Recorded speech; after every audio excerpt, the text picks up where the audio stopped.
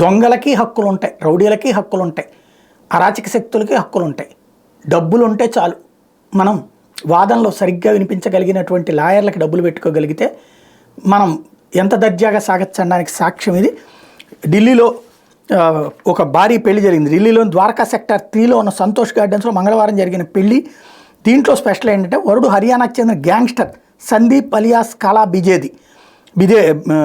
జదేడి, వధువు రాజస్థాన్ వాసైన Anuradha Chaudhary alias madam Minz alias revolver రాణి.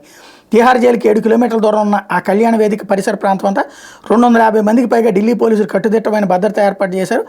ప్రవేశ మార్గాల్లో మెటల్ డిటెక్టర్ల మొదలు 50 మంది దాకా వచ్చిన అతిథుల పేర్ల నమోదు, వాహనాలకు ప్రవేశ పాసులు మంజూరు వంటి చర్యలు తీసుకున్నారు. మీడియా ప్రతినిధుల దగ్గర సెల్ ఫోన్లు తీసుకుని మరి లోపలికి అనుమతించారు. సీసీ కెమెరా డ్రోన్లతో పర్యవేక్షించారు.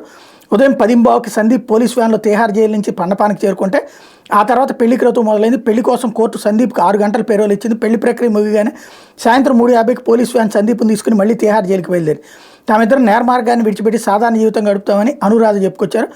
6 కేసుల్లో నిందితురాలైన ఈమె బెయిల్ మీద ఉన్నారు. ఇద్దరు కలిసి పెళ్లి చేసుకున్నారు అన్నమాట.